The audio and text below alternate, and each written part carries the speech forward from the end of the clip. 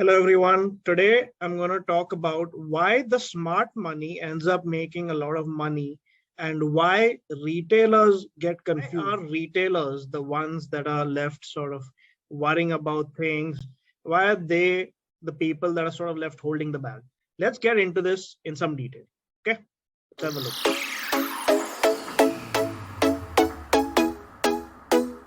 Reason number one, the smart money buys in tranches. This is something that's very important. Buying in tranches, they buy pieces at a time. They do not buy the whole quantity. Let me share my screen and tell you what I'm talking about.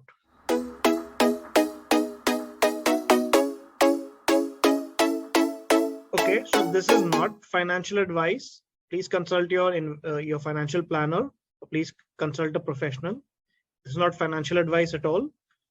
What I'm planning to do here is demystify what happens and what does the smart money do. Smart money, essentially what they're going to do is they buy at lower levels. They buy in a way that we don't even know that they're buying.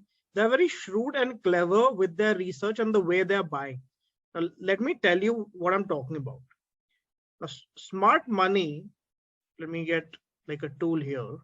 So smart money will buy, let's say here, they will buy again, let's say here.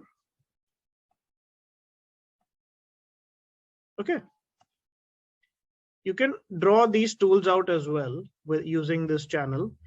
But what's happening is that the smart money is getting in at these lower and lower levels. We can attempt to understand this by just seeing the volume. Where there's an abnormal spike in volume, the smart money is sort of getting in. Okay.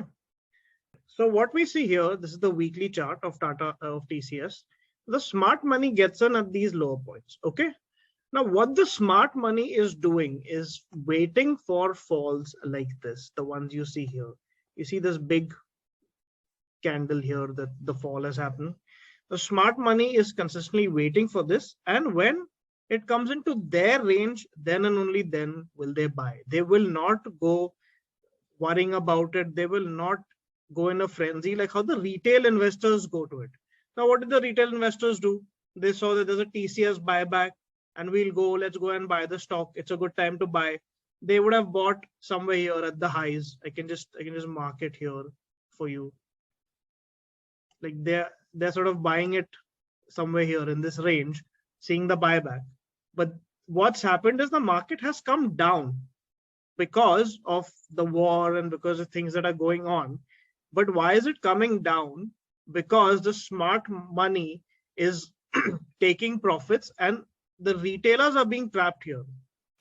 They are going to buy back at the lower levels. This is very important because they've bought in pieces. They bought one part here. They've bought one part here. You can have another channel right here. They've bought in these small parts over a period of time. That's why they will keep waiting and they will allocate more as and when the stock falls, because naturally they want the risk to reward ratio to be as high as possible, and they want it to be one which is comfortable for them. They are not in a hurry. They are not going to have this FOMO. They're not going to think that, oh, time's running out, let's put money in. They are just going to get in. So this is very important, buying in tranches. The next thing I want to tell you is that when institutions, when big money, smart money, there is solid fundamental research.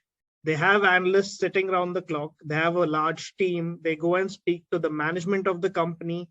They take out all the do's and don'ts. They take out all the skeletons in the closet. And then they make sure that we are in the right company. We are in the right stock. We want to buy big and reap the rewards of this company. Okay. So hope that's clear. Buy big, reap the rewards. Again, buy in parts. Not going to enter in one shot. Buy solid fundamental research. So that's number two. What the smart money does is buy with solid fundamental research.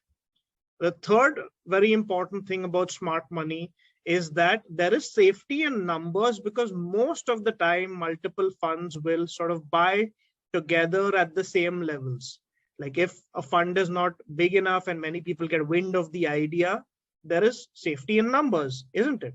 Because if a group of 5 or 6 or 7 mutual funds decide to meet the management, decide that this stock is good for us, they'll end up buying it together. There is a certain safety because 7, 8 teams have done the due diligence and the research together. So the probability of going wrong is a lot less, right? So this is something that the smart money does. Okay. Very effective, very unique, and it's a great way for them to keep making profits.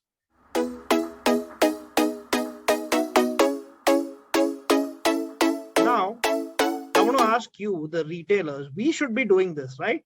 Yes, we should be doing this. It's very important. But now let's talk about retailers. Now, what do the retailers do? Okay. The number one thing, always in a hurry, always FOMO, talking to friends, talking to well-wishers, talking to people you don't know, spreading messages on message forums. This is all not needed.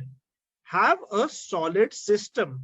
Filter by solid criteria. Go to screener.in, go to ticker tape, go to money control, and filter the stocks by the criteria that you want and you are comfortable with.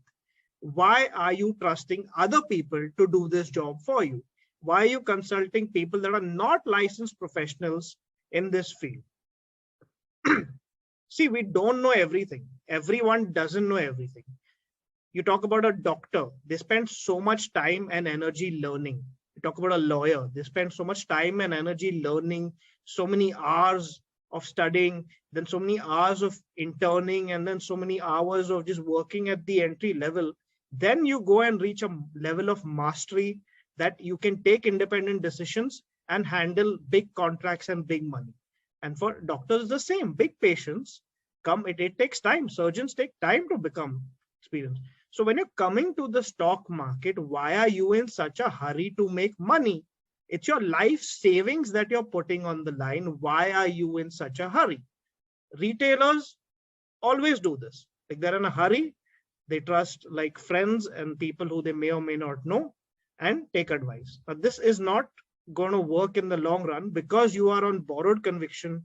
You have not done your research.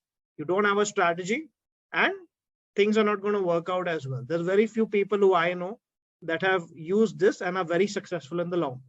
Pretty much no one is. The second most important thing is complete lack of fundamental research. There are some people who can figure it out from books, from online articles, but it is a very difficult and long and tedious process. It will take 2, 3, 4 years to figure this process out. Most people, for that reason, give money to institutions, DIs, FIs, fund houses, PMS services. Now think about it. People are doing that to trust their life services, their life savings, right? They're doing that with their life savings. So whoever is doing it on their own, I want to ask you a question. When people that have big money, that have a large chunk of savings, they're trusting professionals. If you are doing it on your own, shouldn't you be the one that gets to that professional level? Shouldn't you be the one that reaches that level? I think it's very important. You either get it from books. I have posted on my blog. You can go and read some really good books like the Dhando Investor, Value Investing, Coffee Can Investing. They're really, really good books. Or we have a course for you on technical and fundamental analysis. You can go and learn from that. Or if you don't want to come to me, that's fine. But go to someone and help and take help where it will accelerate your career. Ultimately, the whole game is about making profits. It's not about arguing. It's not about debating. It's not about who's right, who's wrong. Profits speak for themselves in this business, and that's the only thing that you should be worried about. So just worry about the profits. For that, you should have solid fundamental research, because if you're blind, if you're on borrowed conviction, things won't work out. So that is number 2. Always have your own fundamental, rock solid research. Okay. The third one we come to, there is no strategy for investing. People are not forming budgets. You need to have a monthly budget. How much money would you put into the market? When the markets go down, what will you do? Will you pump in more money? Do you have that liquidity? And what is the goal of the money that's already invested in the market? How much return do you want to see? What do you want to do with that money? Whether you want to leave it there forever and compound and make a giant portfolio, or do you want to keep periodically withdrawing it for some of your obligations? Once these strategies become clear, take a piece of paper, take an Excel sheet, write down your numbers, write down all that information and make it clear for yourself. Once it's clear, I'm telling you, no one can stop you from being a great investor. And the numbers that these fund houses are showing, you will be able to blow them out of the park. You will be able to do that. I'm telling you, I have done it through experience. And that's why I started this channel. It's taken a long time. It's taken 5 years of my life, 6 years of my life, but it's been worth it because the rewards I can reap today and the knowledge I can impart to people, it's well worth it because it's a life skill that I've developed early in my life and it's going to pay me lifelong dividends. So I've made that investment for myself. So I think if I can do it, so can you.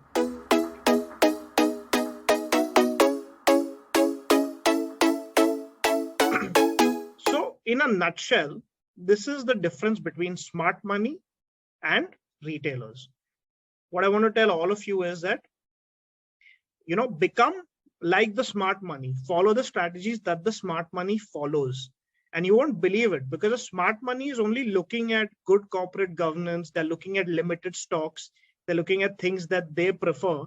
The smart money a lot of times doesn't have an idea about some of the growing stories and about the companies on the verge of turnarounds. If you will see my previous videos on BCG, you will find out that the smart money entered at a much later point. Like we were able to identify the stock at around 10, 15, 20. But when Shankar Sharma and co entered and there were warrants issued and the smart money came in, it was more like 40, 50 rupees. And if you see today, ICICI has entered it now, like Prudential, one of the small funds at probably 140 or 150 rupees. So you see how far ahead in the game we could have gone, taken an entry. Again, this is not financial advice. Please convince a financial advisor. This is an old story that I'm telling you about a successful identification. So identifying BCG at that 10, 20 rupees, you see how from there you could have ridden the wave till now. Yes, it's gone to 200 and it's come to 120, but it'll probably bounce back up. And this is how you make long-term wealth compounding. And I just taken one stock. Okay. Now, if you could identify this one stock, I'm sure in the next year or two, you can identify 2 or 3 more. It's possible because business is not going to stop. Business is going to expand. So I think just follow a proper framework, read books, read articles, read things which will make you a better and more informed investor. And then you will get closer and closer to the smart money. You want to be the smart money in all of this. You do not want to be the ones that keep panicking, panic buying, panic selling during falls and crisis situations like these. You want to be the one who's cool, calm, collected, taking level-headed decisions all the time. Okay. Thank you. I hope this video was informative. I'm trying to get 1,000 subscribers by March end. Please do like and share, and I will see you in the next video.